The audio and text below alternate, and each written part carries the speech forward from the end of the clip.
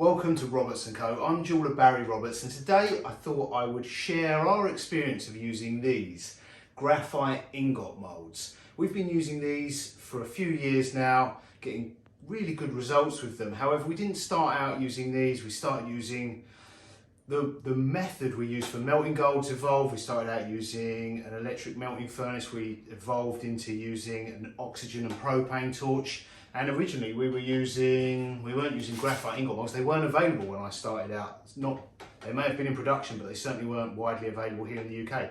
We started out using cast iron ingot molds and then moved on to machined steel ingot molds and ultimately the graphite ingot mold. So we've actually are getting really good results, probably the best results I've ever got when it comes to making not just ingots but then processing that into silver and gold wire for making jewellery. So I thought I would share our experience and the way we do it, and I kind of want to frame this as sharing our experience rather than a how-to video, because if I'd have made this just 2, maybe 3 years ago, the way I was doing it then, it's evolved and the results have improved. 5 or 10 years ago, it's completely changed and the results have improved significantly. And I'm not convinced, although I'm getting really great results consistently, I believe the way I'm doing it technically now is the best it's ever been, because I'm getting really good ingots and then I can make metre long plus pieces of wire and quite large pieces of sheet with the wire, no cracking, no porosity. The sheet may be very minor cracking, porosity if I don't peen it enough on the edges, but other than that, perfect. So, but I'm not convinced that we're there yet. Because the process that we're doing has evolved gradually over the years, I'm not convinced that evolution is finished. I'm still experimenting with, there's still some experimentation that we need to do, because there's not that much information once you get to this level of jewellery making at this small scale. So I'm experimenting with the way we pour the metal into the direction of pour, whether resistance all the way around the metal, when like if you're filling the moulds up rather than just pouring small amounts into an open mould. And yeah, there's still experimentation. So that's why I want to frame this as really sharing the way we're doing it now, because it will probably evolve further. Although we're getting great results, it can always be improved. So what I thought I'd do, I need to melt some gold. I've got 15 grams of gold that we need to turn into 1 mil gold wire. So, and I'm going to use a graphite ingot mould. So first of all, I'll explain the journey to graphite ingot molds, because I've used pretty much every way you could melt small amounts of gold and silver and all the different ingot molds. We've got them all, because I never was getting perfect results. So I kept adapting the way we did it to try and improve the results. I don't think the problem all along was the way we were melting or the way or the ingot molds we were using. That never was the issue, but it was frustrating because I wasn't sure what the issue was. We were getting cracking, especially in 18 karat. That was when I switched to graphite ingot molds. Silver and 9 karat, not so much, but we were still getting porosity and cracking. We would get mostly usable metal in the start, but it was a process to get to the point where we are now, where we're getting perfect metal in like its entirety. But so yeah, I'll just explain how we got here, then we'll melt some gold, and then I'll show you the results. So when I first started out, we were using an electric melting furnace rather than a torch, and the electric melting furnaces actually used this material. The supplier that we get these graphite, I've got loads of these graphite ingot molds now, but the supplier we get these from actually make crucibles for electric melting furnaces. We've got the small one, the 1 kilo. I think it's considered the 1 kilo version, which is probably a kilo of silver capacity. However, at some point we switched from electric furnace to a crucible because we started melting smaller amounts, and that was just a trend. When I first started, precious metals, bear in mind I started in the jewelry industry in the 90s. Precious metals were considerably less than they are today. just in percentage terms, and they've gone up a lot. So I remember doing 3mm, 4mm, 5mm, even like 8 and 10mm wedding bands. So now the trend is 1mm, 1.5, 2mm, 3mm, a lot daintier, a lot skinnier, and so 50 grams, 100 grams of metal, our draw bench, well, you know, if you're making that into 8mm, our draw bench you needed that much to make that, to make just a short piece of metal. Now, to make the capacity of our draw bench is about 10 grams of gold if you're making it all the way to 1mm. I mean, we can hand pull it, but still, we now need to make smaller ingots. So we switched. It's much easier to pour small amounts in a crucible, in a melting crucible, than it is from an electric furnace's crucible, because if you've got a big amount of metal, let's say you've got the full kilo, when you're pouring the crucible, the metal will start to pour out before it even gets horizontal. If you've got 10 grams in the bottom of a 1 kilo crucible, capacity crucible, you get to horizontal, it doesn't come out, you keep going, and then it comes flying out, and sometimes it just misses the ingot mould. Bear in mind, you're pouring into like if you're using a small amount of metal, you're often pouring into a groove that's just a few mil wide, and it was often,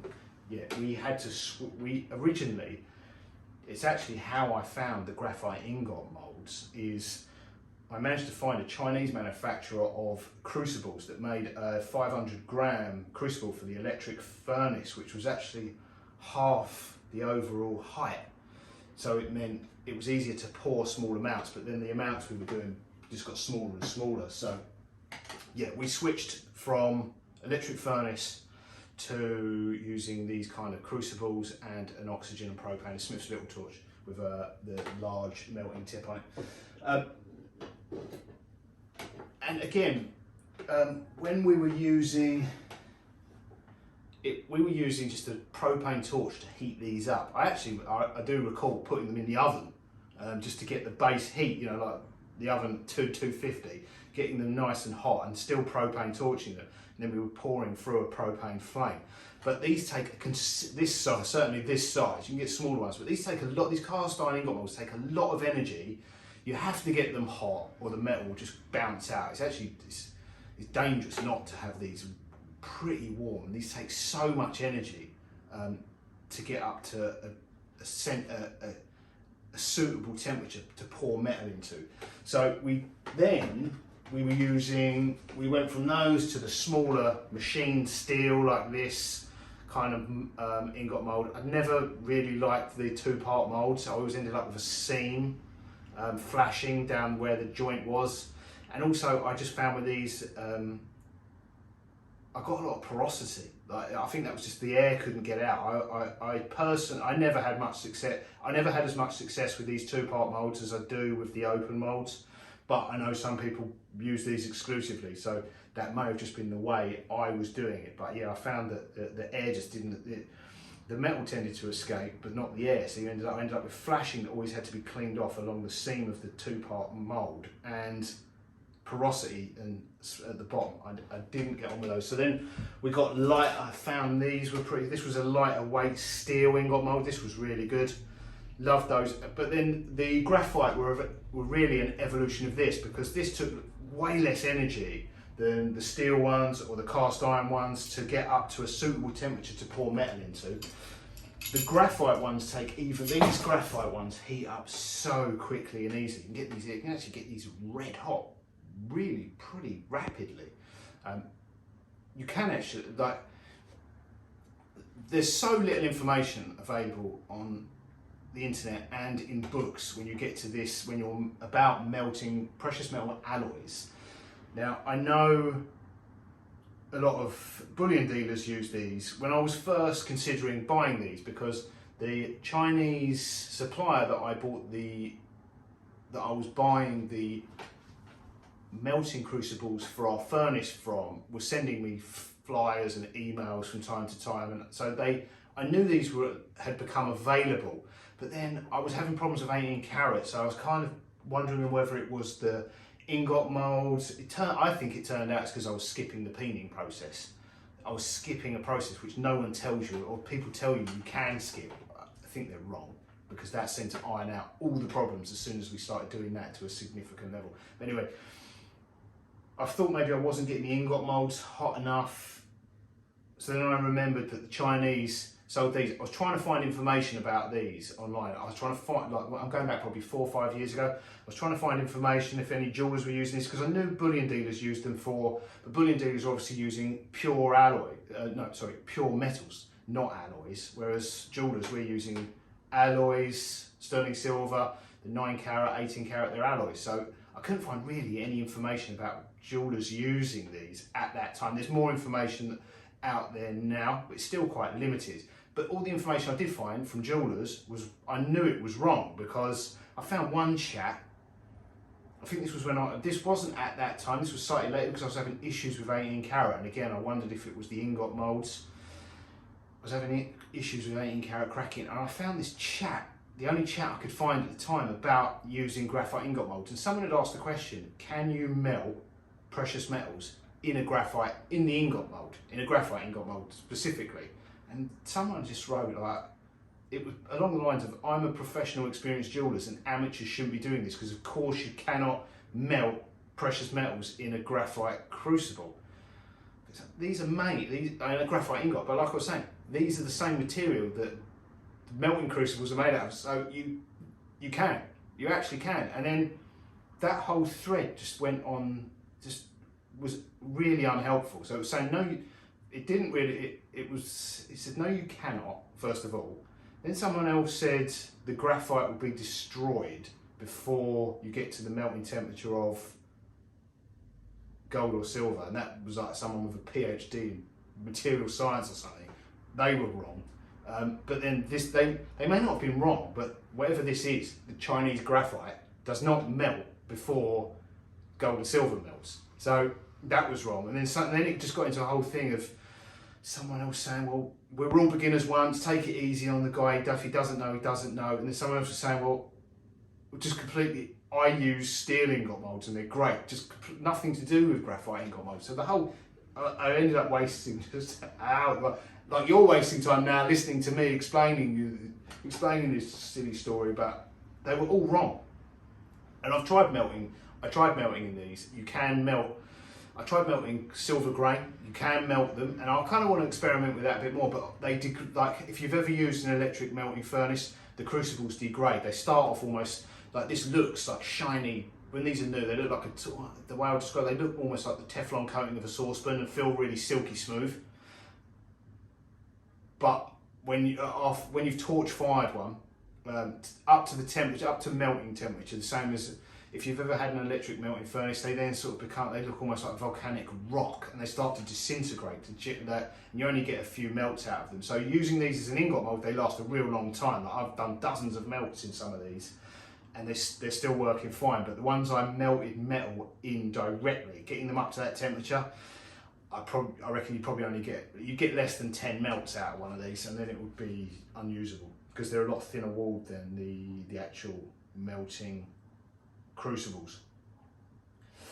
But yeah, so yeah, the way we've done this evolved, but now I really like these. You get, because they've got such a smooth finish in them, you get a really nice smooth edged ingot in these. Very little in the way of porosity apart from on the top surface, and they come out, because of just this material, they release. I kind of have got into the habit of like sooting them with the yellow flame, the oxidizing flame first, which was something I always did with the metal ingot molds. You can, like, some people put oil in them, which I never did. I read that you could use candle wax. I actually just used the soot from the propane torch and sooted them up, and that always worked fine. They would release, but you always had to wait for it to. I always found you had to wait for it to cool down quite a lot. And if you've got any splashing, like if you had a bad pour and you got some splashing along the top of it, that never released very easily. almost needed to be filed off, chipped. Sometimes it chipped off fine. Whereas with these, once the metal cools down and the ingot mould cools down, it comes out really nicely, really cleanly, really smooth surface. And if you do get any splashing along the top, it's quite often just flux. But if you do get any, once it's all cooled down, it pings off really, really cleanly. This is a well-used one here, and it's still in fantastic condition. That one hasn't been melted in. This one was the one that I melted, this small little one. I probably only melted 5 or 10 grams of silver in that. I did it a couple of times, and I think that's about the last. I think that probably only got a couple more goes in that, and it's done. But anyway, that's the how we ended up using these, getting really good consistent results. But let's melt some gold, pour it into the mould, and I'll show you the results. Ingot moulds play a vital role in the jewellery making process, particularly when it comes to creating billets or bars from which specific jewellery pieces will later be shaped. Traditionally, these moulds would have been made from cast iron or steel. However, with advancements in technology and a better understanding of material sciences, graphite has emerged as an alternative for these moulds, especially in specific applications within the jewellery and bullion manufacturing sectors. In our journey through the intricate world of jewellery making, we've always sought out tools and methods that not only enhance our craft but also streamline our processes. It was with this mindset that we ventured into the realm of graphite ingot moulds a few years ago. Our initial foray into this territory was met with ambiguity, especially within the context of the jewellery making industry, as a bulk of the available information seemed to gravitate towards bullion bar production, primarily focusing on pure precious metals rather than the more complex alloys we jewellers use daily. Amidst this uncertainty, we also stumbled upon claims by so-called professional experienced experts that raised more questions than they answered. But through trials and perseverance, we've come to understand and appreciate the nuances of graphite moulds. Their rapid heat-up times, which significantly lower energy consumption, are undeniably advantageous. This is not to mention the impeccable thermal stability they offer, ensuring a consistent and smooth finish on our ingots. However, like all things, graphite moulds come with their own set of challenges. Their susceptibility to degradation, especially under consistent high temperatures, means they might not be the lifelong companions that our trusty cast iron or steel moulds have proven to be. Yet the balance of pros and cons tips in the favour of graphite when we consider our specific needs and the evolving dynamics of modern jewellery making. While graphite moulds may not replace traditional ones entirely, they've undoubtedly carved out their own unique space in our toolkit. It's a testament to the ever-evolving nature of our craft, reminding us that sometimes innovation is just as valuable as tradition. The pros of traditional ingot moulds made of cast iron and steel include durability. These moulds are exceptionally durable, and when they're cared for, cast iron can last a lifetime. The uniform cooling. Metals cool uniformly, which ensures the ingot's consistency and heat retention. They retain heat for more extended periods. However, the cons are heat up time. They require more energy and time to heat up initially, and maintenance. They're prone to rust if not properly stored and can sometimes need regular seasoning. The pros of graphite ingot moulds are a quick heat up time. Graphite moulds require less energy and time to heat up, making the pouring process quicker. Thermal stability. They offer excellent thermal stability and resistance to thermal shock and a smooth finish. Ingots made with graphite ingot moulds have a smoother and shinier surface finish. The cons, however, are degradation. Graphite moulds degrade a little bit with each use, especially when exposed to extremely high temperatures repeatedly, and this gives them a limited lifespan. They will not last as long as their steel or cast iron counterparts. So this is, or I should say this was, our 15 gram 9 carat gold ingot.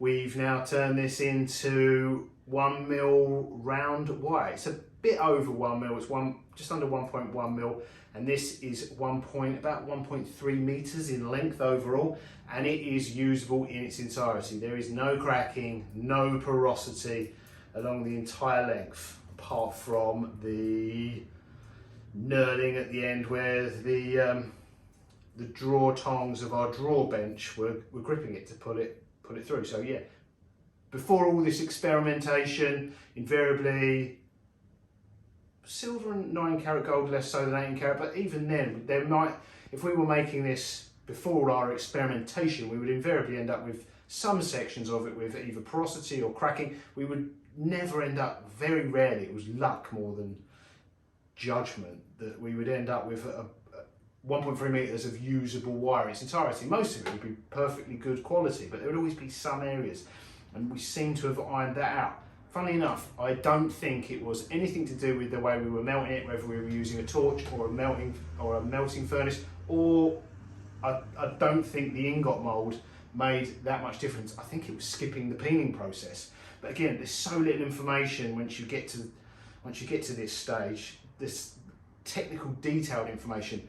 We were skipping the peening process because there's not a lot of information in any books about it, and most people say you can skip it. I don't believe you can or you should. As soon as we were doing peening and peening ingots quite considerably, all of our problems seemed to be solved. So I think it was, despite all this experimentation we did with ingot moulds, I think it was skipping the peening process that was the problem the whole time. But because everyone says you can, we did. But I don't think you can, I don't think you should.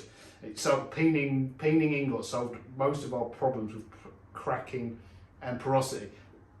Now any problems we have are very clearly through human error, me making a mistake. Sometimes, I'll pour the ingot too quickly, or if you pour it too slowly, you end up with two small blobs rather than one cohesive ingot. So any problems we have now are very clearly human error, rather than when it was the problems we were having before. It was really frustrating having cracking and porosity, because by all accounts, by everyone else's accounts, we were doing everything we should have been doing and doing it correctly, but we were still not getting perfect results, which was really frustrating. But now we are. So yeah, and a part of that, I guess, is the graphite ingot molds. You do get a really nice surface finish on the ingots certainly compared to the cast iron, because of the rough finish of these. What I would say is there are obviously pros and cons to all of the different ingot molds and the different methods of melting. It probably that you could get really into the technicals of it when it comes to between a furnace and a flame, if you're using what type of flame you're using, reducing, oxidizing. You could really become quite obsessed with the technicalities of that. However, what I would say is it probably boils down to fundamentally the practicality of it. Probably boils down to the weight, the amount of metal you're melting. There is probably a point at which it becomes more efficient and easier to melt in a furnace. If I had to guess, I'd say probably at about the 100 gram region. Between 50 and 100 grams, a bit of a grey area, but certainly anything less than 50 grams, and it's probably more efficient and easier to use a crucible to melt in, because it's easier to pour out of these small, less than 50 grams. It's easier to pour that small quantity out of these into an ingot mould than it is out of a 1 kilo crucible from a melting furnace. Certainly consistently, and actually get it in the small groove. So yeah, that comes down to, that's where the ingot moulds as well. So if you're only doing 10 grams, getting one of these up to the temperature that you need to hit, it requires so much time and energy. The graphite ones, I mean, if you were just doing 5 grams, something like this will heat up so quickly. These are so much more efficient if you're just doing small melts. The only disadvantage of these is they will not last anywhere near as long as a steel or cast iron ingot mould. This ingot mould, I actually bought this second hand way back. So this has not only lasted one lifetime, this is on its second jeweler's career, this is on its second lifetime at least. That's even if they bought it new. It might have had multiple careers. So yeah, there are pros and cons to all of these. Plus, if you were melting in an electric furnace, a kilo of metal, one of these would probably be more suitable, because you could actually fill multiple grooves on this. If you got this up to temperature with a torch and you melted a kilo, that might be a kilo capacity, that actually, that, or if you filled all of those grooves, it's at least half a kilo. So yeah, pros and cons to all of them, but if you're considering graphite crucibles, I would definitely recommend them for small melts. I haven't had much experience using them for large melts because that's just not the trend at the moment, but when I do, I will certainly share it, but I can't see them being any different. Regardless, I've got these in quite a lot of different sizes. I can't see them really performing significantly different for larger melts. For smaller melts, they're for small melts, 5 grams, 10 grams, that was 15 grams. If you're doing small melts like that, they are phenomenal. So anyway, I've stocked up on these because I've been getting them from China direct. I don't have anyone I can recommend. I've bought them from loads of different suppliers and they all seem very, very similar. So I haven't got a supplier I can recommend. You're gonna have to take your chances. But like I say, I've stocked up on these because China's got plans and it's made public, and I don't want to get into geopolitics. I want people to be able to watch this video. But if it goes ahead with those plans, there may be periods where getting things cheaply, freely, easily, or just getting things at all out of the mainland might be slightly more challenging than it is right now. So yeah, I've stocked up on them. I've got loads of them, but if we start doing larger quantities, I'll get the furnace back out and start using the metal ingot molds again. So anyway, I hope this video, if you're considering graphite ingot molds, I hope this video was more useful than the useless information I found when I was trying to research graphite ingot molds for making jewellery. And on that note, I think we've covered everything. If you want, I have gone into more detail in like ring making videos of the peening process, wire drawing, like actual wire making, and I will go into more detail in future. This was really supposed to be a focus on ingot molds, but if you watch our other videos, you will find like that I haven't skipped sections of the peening or the wire drawing or rolling through rolling mills. In some of our ring making videos, there is the entire process. But this was really just to be helpful for anyone considering graphite ingot mold. So on that note, I'll see you in the next video, and I'm sure there will be more about about ingot molds and this process as our process evolves. So I'll see you in the next one. Toodles!